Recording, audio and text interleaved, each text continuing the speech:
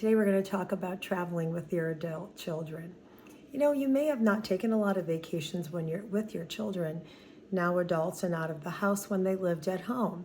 But you may have had treasured family time, like a weekly family dinner. That's something in my family I still try to do.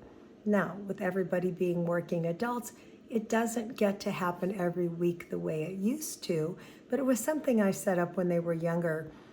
Busy schedules, high school, in college when they did live with me, my kids were commuters, where I said, hey, on this day we're going to have a family meal. That's grounding. That is a grounding way to remind your children, your adult children, no matter what happens out there in the world, you're there and the family's got your back. But what happens when they are married and out of the house? They may not even live in the state. Maybe you want grandchildren, or grandchildren are going to be a part of your future. You may have them already. I know I told my children I don't have grandchildren at this point, but I told them, you know, the annual family vacation is really important to me. And it doesn't have to be a big thing. It can be an hour away. Like I said, it can be a tent up the road, just something we do as a unit. And it was a tradition I really want to carry on if I ever do get grandchildren. Just that bonding. Here's your family of origin. Here's the people who love you unconditionally. Here are the people who've got your back. However, it looks a little different than when they were small. I recently took a trip with my adult children, and I had to use all my skills, personal, clinical, emotional, to make sure I go into this the right way. And I remember when we started talking about it, I said, you know, it really is important to me that we have that one trip a year together. And I remember my married child said to me, and it was even somebody, one of them, I can't remember which one, said, hey, you know, I'm not going to take every trip with you. And I thought, no, and I may not take every trip with you. I don't expect that. I don't expect every trip, but that one family trip a year is so important. And if you're in a situation where you get to do that, if that's part of your reality or your family history, going in with ground rules, meaning for yourself and boundaries for yourself that you keep yourself in check with. I know some people, they travel with their adult kids. I'll pay for it. I'll do this. Everybody come. And I think it's wonderful. I think that's not my situation, but I think for families who can afford to do that, that's a wonderful thing. However, always making sure you're respecting your adults. A lot of folks I've talked to think, okay, I'm going to do this family vacation, and you might be comfortable and able to fly everybody in or into your home, if that's whatever it is, accommodate everything. And then a lot of parents, especially the more helicopter parents, meaning they're very hovering, believe they get to now, because they're paying, and maybe their kids are 30s, 20s, whatever, 40s. Now I get to control what you do because I'm paying for it. And I want to encourage you, if you are planning a trip with your adult children and you want to pay for it and provide it, because maybe it's something you want to do and they can't afford.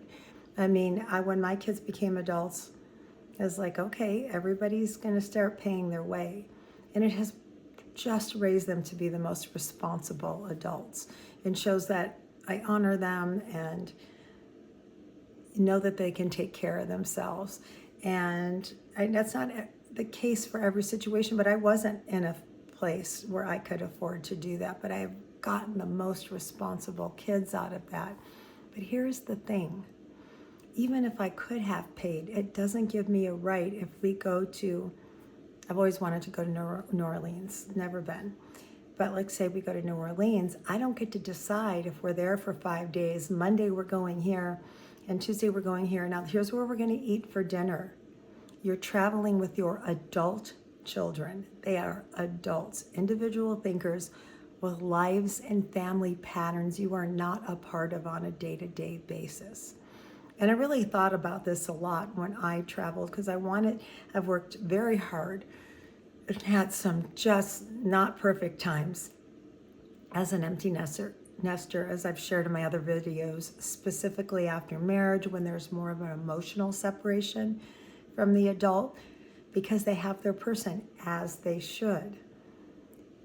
It's going to require you, the adult parent, to step up.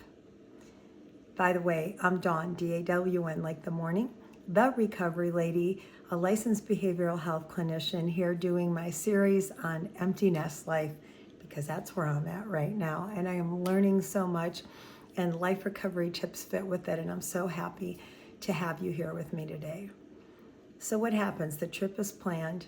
You decide we're going to New Orleans, and you paid and you decided, okay, I'm going to get everybody in there, but you're stepping back and realizing I don't get to control everything we do. I don't get to decide where we're going to dinner. The things I just mentioned a minute ago. So be aware when and if you decide to treat everybody on an annual basis and do stuff, you're automatically putting your adult children back in the child role, because it makes you feel important. It makes you feel needed. It makes you feel comfortable in that old style. Now, I'm not saying you should never do this. I'm not saying you shouldn't do it at all. I'm saying if you choose to gift that, make sure you're having a good conversation so you're avoiding any resentment being built up. On a trip I recently took with my adult children, I really had to step back on everything. We had meetings and phone calls before the trip and said, okay, we're going to point A. What does everybody want to do while we're there? And everybody put in what they wanted to do. Hey, this is important. I want to go to the beach. I want to go to the mountain. I want to do this. I want to do that. And we put it on the table. Everybody put their top 3 things they wanted to do. That immediately took stuff off, and then we compromised on what to do with the rest of the trip. It wasn't me, the adult parent, saying, we're on this trip, now we're all going to go here, and we're going to go to Denny's for dinner or wherever, and we're going to eat this. It was collaborative. What does everybody want to do tonight? And I often, as long as there was something I could eat in the restaurant, I didn't say, hey, this is where we're going. What is their budget for food? What is my budget for food? And maybe our budgets won't line up. As a matter of fact, I didn't even stay in the same place as a couple of the kids because they're newly married and they needed their space. I didn't have an expectation for them to stay where I was staying because it puts them back in that childlike role. It wasn't like a family home we were going to. And I know that they respected that. It was a collaborative trip as though I was traveling with friends. And if you want to gain the respect of your adult children and keep that relationship close and open, the doors of communication, it's going to be really important you approach those situations this way.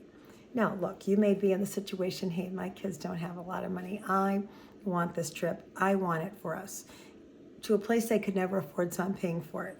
And I will choose, and I will pay for all their food, and I will do everything.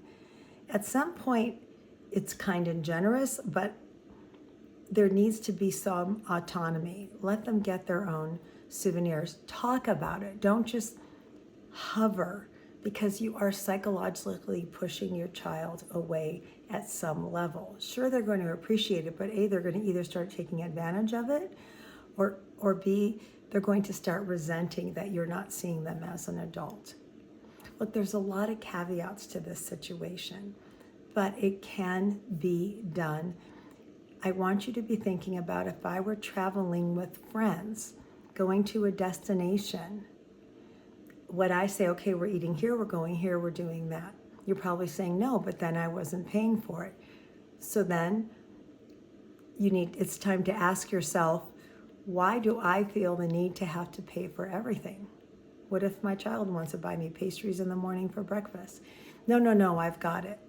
Now you're saying, no, you're small, I'm in charge. Can you hear how that comes across? And when you start doing that and they see that you respect them as adults and you're not trying to just meet your need by smothering them with covering everything or not talking about it before. Like, what are we going to do on this trip? Are you going to buy your own dinners? Look, I'm going to pay for our hotels, Airbnbs, hostels, wherever you stay, camping, and you buy the potatoes and I'll get the meat for the barbecues and split it up so that they feel included. You will never lose giving your child that type of responsibility. No adult child who's out there living independently wants that helicopter parent right there, putting them back in that small child role. I hope you took that to heart, everyone. And really just don't give up on those weekly dinners, monthly dinners, a family vacation that includes the generations, and if that's possible, if you're on those types of terms, don't give up on that. That family time is what gives them the foundation to know they're safe. And also it shows them that you have grown, that you have changed, that you're not just running the show, doing it like it was always done, but that this was a collaborative, advanced made decision. And if they say to you before the trip, mom, dad, grandma, uncle, aunt, whoever you are raising these kids, wow, you want to pay for it, that's just all of it. The food, go. You can make the decisions, I'm fine with it. But that bulldozing while you're there isn't going to work. We're here to keep these relationships healthy and to show our adult children we're strong, we're growing, we're not stuck. Whether you're single like I am, or if you're in a couple, a pair. And I just throw this last thing in, or if you're in a relationship with somebody and you have a trip planned with your adult children and maybe they aren't fond of that adult relationship that you're in and that person, and they're not comfortable with them being there, well, I'm going to do a whole other video on that because I see that tear up some family systems too. Thank you for joining me. Please like, subscribe, and share. I'm so grateful you're all here today. Love you. I'm Dawn, the Recovery Lady. Bye.